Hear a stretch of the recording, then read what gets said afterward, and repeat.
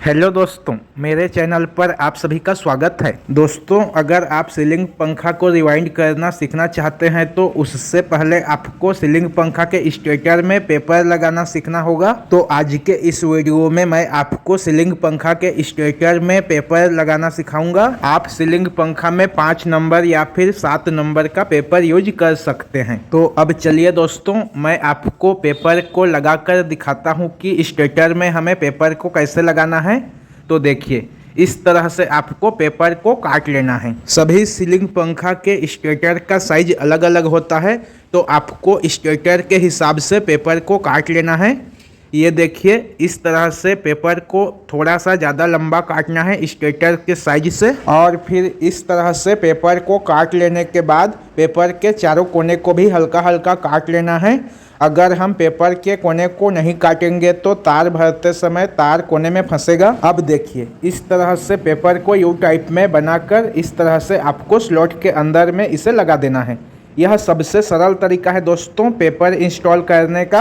अगर आप जल्दी में सीलिंग पंखा रिवाइंड करना चाहते हैं तो आप इस तरह से पेपर को लगा सकते हैं। देखिए, स्टेटर के दोनों तरफ हल्का हल्का पेपर निकला होना चाहिए। अब मैं आपको सीलिंग पंखा के स्टेटर में पेपर लगाने का दूसरा तरीका बताता हूँ।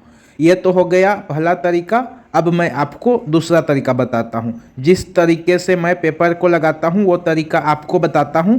तो देखिए, पहले वाले पेपर से हमें थोड़ा ज़्यादा लंबा काटना है पेपर को। ये देखिए, पहले वाले पेपर के मुकाबले दूसरा वाला पेपर लंबा है।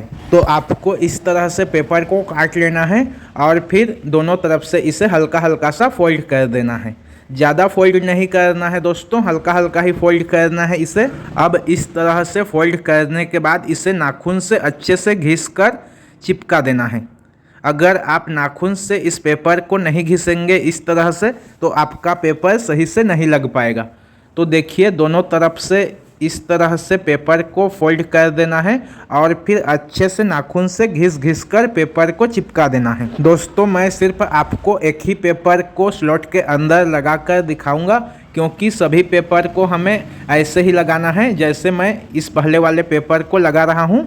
तो दोस्तों, अब इसे भी इस तरह से यू टाइप में फोल्ड करके स्लॉट के अंदर में लगा देना है। यह पेपर लगाने का सबसे बेस्ट तरीका है दोस्तों, क्योंकि इस तरह से आप पेपर को लगाएंगे तो पेपर आपका दोनों तरफ से लॉक हो जाएगा और यह स्लॉट के अंदर से बाहर नहीं निकलेगा। तो दोस्तों, अगर आपको यह वीडियो पसंद आया होगा तो लाइक कीजिए,